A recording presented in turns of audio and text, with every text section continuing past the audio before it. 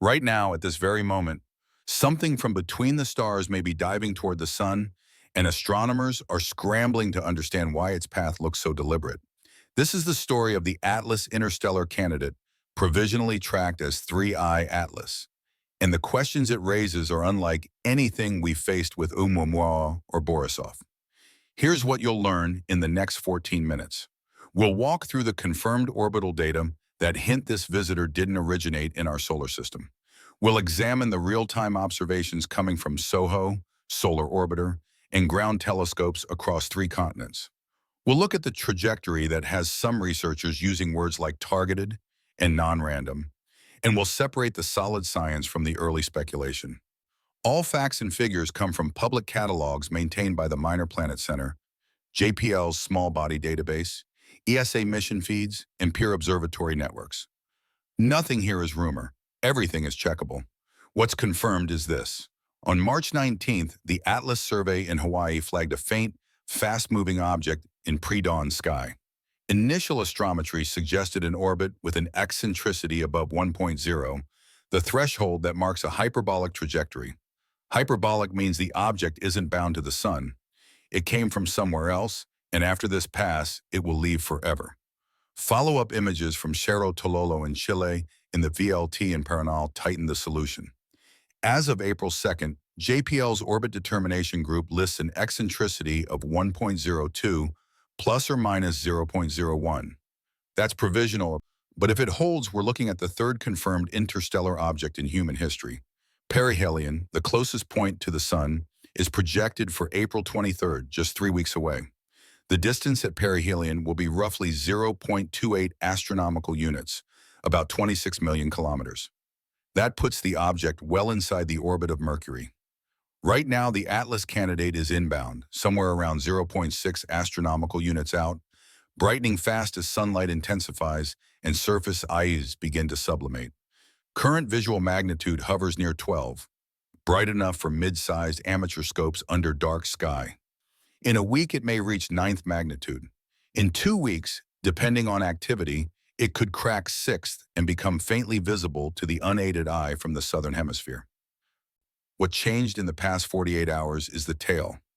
Early images showed a compact coma, the fuzzy cloud of gas and dust typical of any comet warming in sunlight. But images released yesterday by the European Southern Observatory reveal a narrow, remarkably straight jet extending roughly 4 arc minutes behind the nucleus. That jet is not pointed directly away from the sun. It lags by about 11 degrees, which suggests rotation and a discrete active vent rather than uniform outgassing. Spectroscopy from Gemini South detected emission lines consistent with water vapor, carbon monoxide, and a tentative hit of cyanogen. Those are normal comet volatiles. What's less normal is the ratio. Carbon monoxide is unusually abundant compared to water, a signature more common in objects formed in the frigid outer regions of stellar systems or in the interstellar medium itself. Let's talk geometry. The incoming trajectory arrives from a point in the sky near the border of Sculptor and Fornax, well south of the ecliptic plane. The orbit is inclined roughly 117 degrees to the plane of the solar system, meaning the object is traveling nearly perpendicular to the paths of the planets and moving retrograde, opposite to their direction. Its interstellar entry velocity, the speed it carried far from the sun's influence, calculates to about 32 kilometers per second. That's slower than Oumuamua's 26 kilometers per second relative to the local standard of rest, but faster than typical long-period comets, which rarely exceed a few kilometers per second at infinity. Taken together, the speed and the angle strongly favor an origin outside our solar system. Why does the arrival of several interesting objects in one season feel unusual? It is unusual, but not impossible. We are currently near solar maximum, the peak of the sun's 11-year activity cycle. Solar maximum brings more coronal mass ejections, stronger solar wind, and higher UV flux. All of that extra energy can make faint comets flare and become detectable. Survey programs like ATLAS, PanSTARRS, and the Zwicky Transient Facility have also expanded sky coverage and sensitivity in recent years. We're simply finding more of what was always there.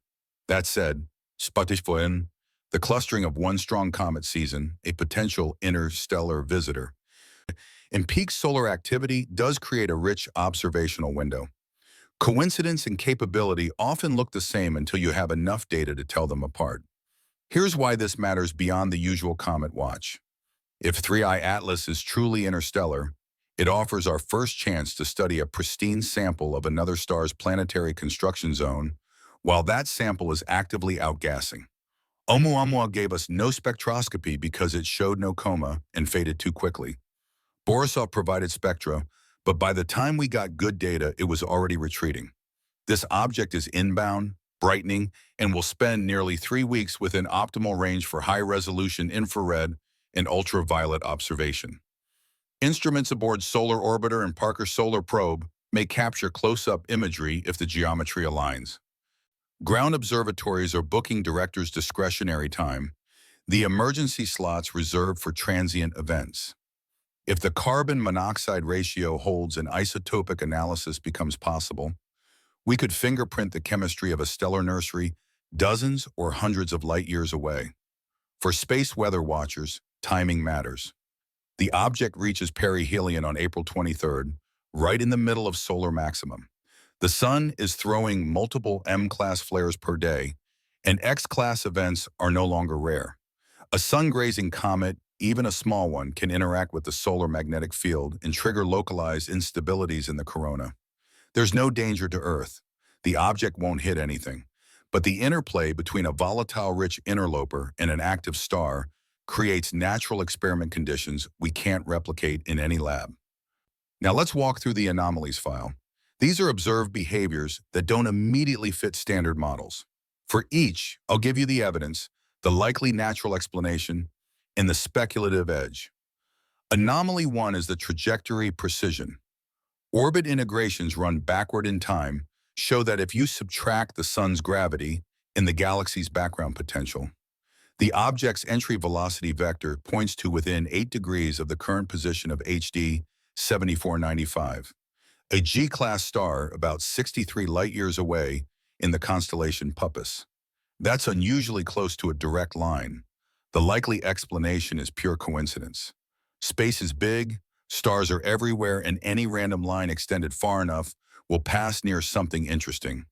The speculative angle, voiced by exactly 2 researchers in preprint comments, is that if HD 7495 hosts planets, and if one underwent a recent dynamical upheaval, debris could be flung outward on trajectories we're only now intercepting.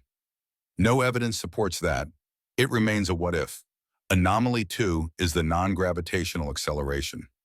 Preliminary orbit fits show a small but persistent deviation from a pure Keplerian path, the kind of curve you'd expect if gravity alone were acting. Comets do this all the time. Outgassing creates thrust, a rocket effect that nudges the trajectory. The likely explanation is exactly that, asymmetric jetting from a rotating nucleus. The speculative edge is that the acceleration vector doesn't align well with the Sun or with the visible jet. If that holds up in refined solutions, it implies either a second unseen vent or an unusual mass distribution inside the nucleus. Neither is exotic, but both are interesting. Anomaly 3 is the brightness curve. Photometry from the past 10 days shows the object brightening faster than the inverse square law of sunlight would predict. Normal comets do this too as fresh ice is exposed and activity ramps up. The likely explanation is increased active area or a transition from water to more volatile carbon monoxide ice as temperature rises. The speculative angle is fragmentation. If the nucleus is a loose rubble pile held together weakly, thermal stress could crack it, exposing vastly more surface area in a short time. We saw this with Comet Atlas C 2019 Y4 in 2020. Fragmentation events can double brightness in hours. No confirmed debris cloud appears in the latest images, but resolution is still limited. Anomaly 4 is silence in the radio bands. Observations at 21 centimeters and shorter wavelengths have so far detected nothing above background. Comets occasionally produce faint radio emission from OH masers or plasma interactions. The likely explanation is that the object is simply too small or too far for current sensitivity. The speculative thread, mentioned in one ESA blog post, is that interstellar chemistry might differ enough that expected molecular species are absent or below threshold. That's plausible in principle, but unprovable without closer data. Let's address the sun glare blackout. Between April 18th and April 28th, the Atlas candidate will pass through solar elongation angles below 20 degrees as seen from Earth. That means it sits too close to the sun in the sky for ground telescopes to safely point at it. During this gap, space-based coronagraphs take over. SOHO's LASCO C2 and C3 instruments image the area from 2 to 30 solar radii. Stereo A provides a side view. Solar Orbiter, if the timeline matches its orbit, may capture the object against the corona in extreme ultraviolet. These spacecraft can see what ground observers cannot. What they cannot do is deliver high-resolution spectra or track faint fragment clouds. There will be a 10-day window where our knowledge pauses and we rely on movies assembled frame by frame from sun-watching satellites. Here's your observing mini-guide. If you're in the southern hemisphere, your window opens now and runs until mid-April. Look east-southeast about 90 minutes before local sunrise. The Atlas candidate currently sits low, roughly 15 degrees above the horizon, moving slowly northward each morning against the background stars of Aquarius. With binoculars, it appears as a fuzzy star, possibly with a faint tail extending upward. By April 10th, it should be 6th magnitude, visible as a dim smudge to the naked eye from a dark site. By April 15th, it may reach 4th magnitude, comparable to the fainter stars of the Southern Cross, but it will also be sinking into twilight as solar elongation shrinks. Northern Hemisphere observers get a tougher window. After perihelion, if the object survives and remains bright, it will emerge into the evening sky in late April, low in the west after sunset. Predictions are harder because post-perihelion brightness depends on survival, fragmentation, and dust production. Expect anywhere from 3rd magnitude to complete disintegration. What equipment do you need? For the next week, binoculars and a dark horizon. 10 by 50 or larger will show the coma clearly.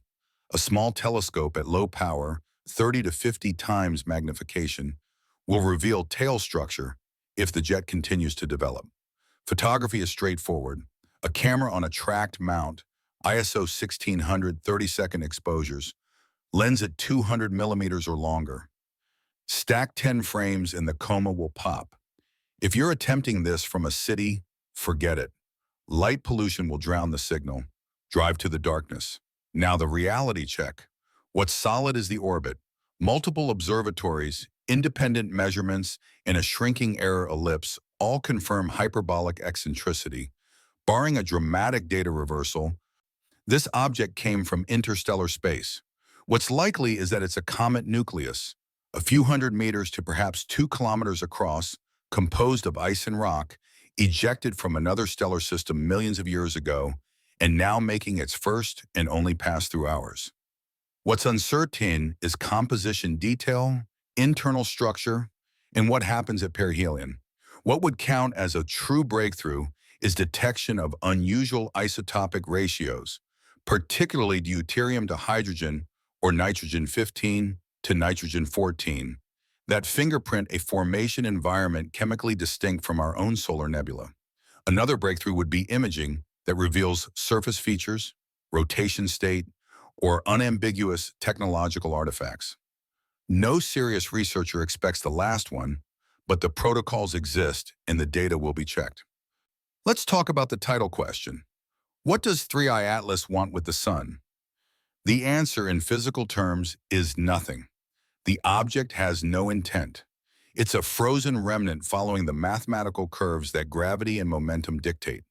It doesn't want, it simply is. But the question captures something deeper.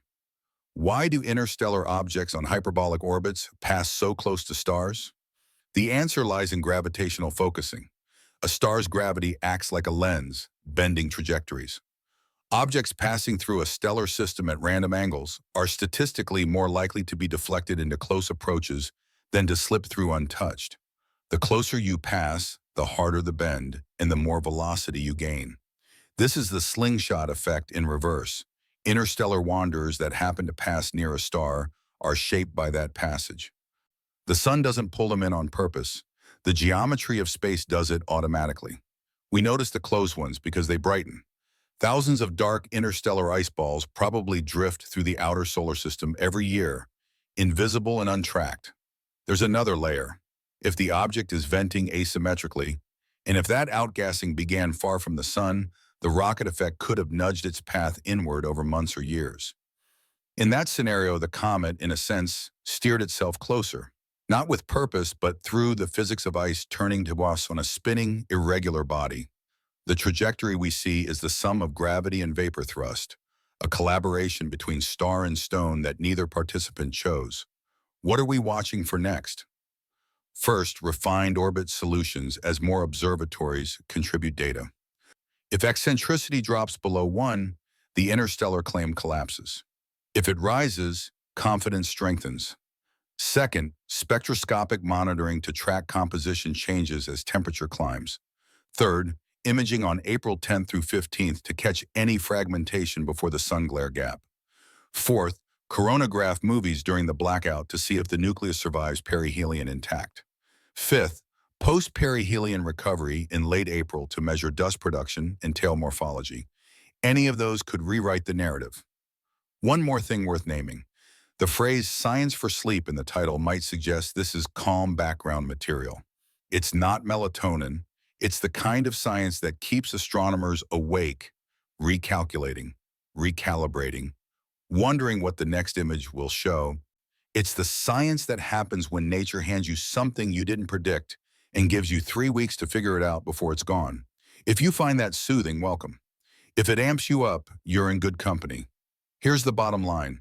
We have strong evidence that an object from another star system is currently falling toward the sun. We have tantalizing hints about its chemistry and structure. We have a narrow window to gather data that won't come again in our lifetimes. We do not have proof of anything beyond natural processes. We do not have danger. We have opportunity, the raw material of discovery, and a countdown. The next major update will come around April 12th when southern observatories release deep imaging and the first high-resolution infrared spectra arrive from Gemini and possibly Keck. If fragmentation begins, you'll hear about it here first. If the object fades or the interstellar classification is withdrawn, we'll cover that too with the same rigor we're applying now. Science doesn't care about hype. It cares about what's real. One last number to anchor this. 32 kilometers per second. That's the speed this visitor carried across the light years. Fast enough to cross the distance from Earth to the Moon in 3.5 hours. Slow enough that the journey from even the nearest star took tens of thousands of years. It left home when humans were painting caves. It arrives now in the age of space telescopes and digital sky surveys, precisely because we're finally looking hard enough to see it. Keep your eyes on the dawn sky, your data feeds refreshed, and your skepticism healthy. The universe doesn't send us mysteries on demand, but when it does, we owe it our full attention. Subscribe if you want the next chapter the moment the data drops, and we'll see you under the same stars.